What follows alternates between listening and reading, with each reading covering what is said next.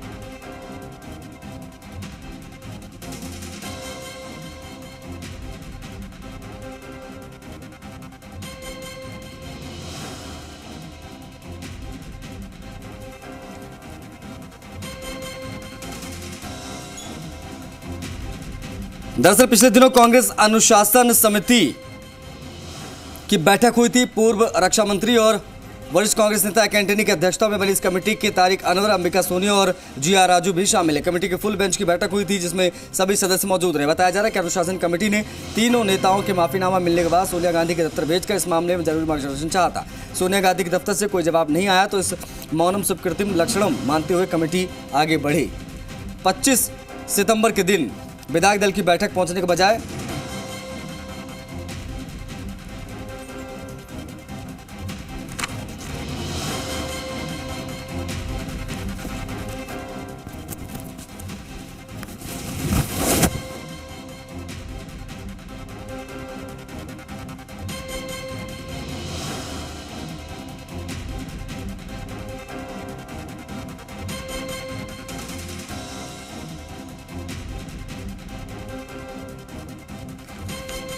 शशि हमारे सहयोगी ज्यादा जानकारी के साथ लाइव जुड़ गए। शशि, क्लीन चिट मिल गई है तीनों को, तीनों नेताओं को?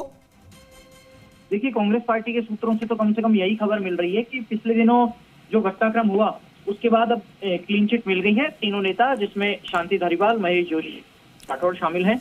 25 सितंबर को जो घटनाक्रम हुआ, विधायक दल की बैठक आहूत की गई कांग्रेस की तरफ से और उस बैठक में विधायकों को नहीं लाकर भी विधानसभा अध्यक्ष सीपी जोशी के पहुंच गए और दूसरे विधायकों को भी लेकर गए थे। इसके बाद में पार्टी के जो प्रदेश प्रभारी थे तत्कालीन अजय माकन, उनकी तरफ से जो रिपोर्ट दी गई, ऑब्जर्वर की तरफ से जो बात आई, उसको लेकर नोटिस दिए गए थे तीनों नेताओं को। लेकिन अब पार्टी ने पिछले दिनों बैठक बुलाई अनुशासन समिति की और उस बैठक के बाद में तीनों नेताओं को माफ कर दिया गया है। बताया यही जा रहा है कि तीनों नेताओं को जो नोटिस मिला था उसका जवाब भेजा और उस नोटिस में बिना शर्त पार्टी आलाकमान से माफी मांगी गई थी और उस माफी के बाद में कांग्रेस पार्टी का ये मानना था कि अब ज्यादा कुछ बहुत नहीं जाता। जो बैठक हुई अनुशासन समिति की, उस अनुशासन समिति ने इस मामले को सोनिया गांधी के दफ्तर को भेजा था।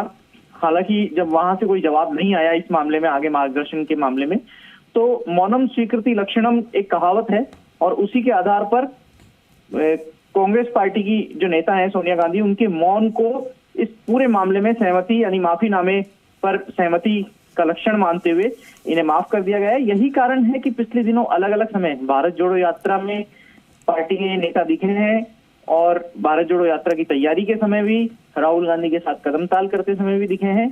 और कल धर्मेंद्र राठौड़ ने तो एआईसीसी के राष्ट्रीय अध्यक्ष मल्लिकार्जुन खड़गे से मुलाकात करके एक बार फिर से अपनी क्लीन चिट पर पार्टी की मोहर लगवा दी है।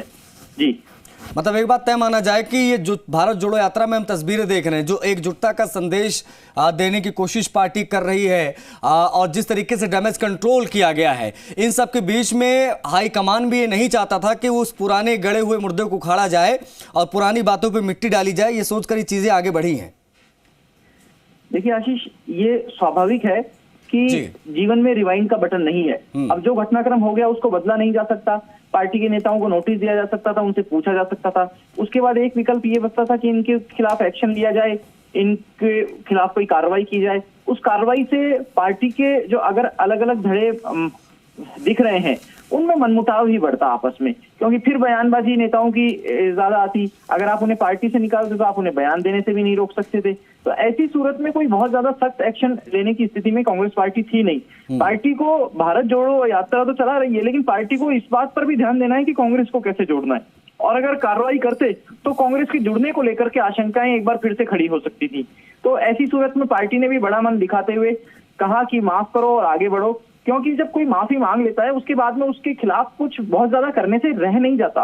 अगर आप माफी मांगने के बाद में भी उसके ऊपर कार्रवाई करेंगे तो ये उसी तरीके से होगा जैसे एक कहावत है कि चींटी को मारने के लिए 5 किलो के बाट का इस्तेमाल करना। ये कहा जाता है कि चींटी को मारने के लिए 5 सदी का इस्तेमाल नहीं किया जाता।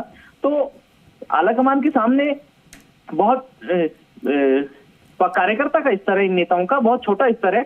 ऐसा नहीं कहा जा सकता कि ये आलाकमान को चुनौती देने की स्थिति में है। ये बात अलग है कि तब भावों में मंत्री शांति धारीवाल ने बयान दे दिया कौन आलाकमान, कैसा आलाकमान, लेकिन अब वे भी यही कहते हैं कई बार की बातचीत में जो हो गया तो हो गया, अब ज्यादा इस मामले को तूल नहीं दिया जाना चाहिए। क्योंकि आप ये देखिए कि वही शांति धारीवाल है जिनका कैबिनेट की बैठक में उस समय एक मंत्री से बहस हुई तो उन्होंने ये कहा था कि वो पार्टी के आलाकमान से उनकी शिकायत करेंगे। यानी आलाकमान उनके मन में और दिमाग में है कि पार्टी में कोई आलाकमान है, लेकिन जब भावावेश में 25 सितंबर के घटनाक्रम के बाद जो बयान दिया उसको लेकर अब धारीवाल भी ज्यादा चर्चा नहीं करना चाहते। पायलट खेमा क्या करेगा अब शशि?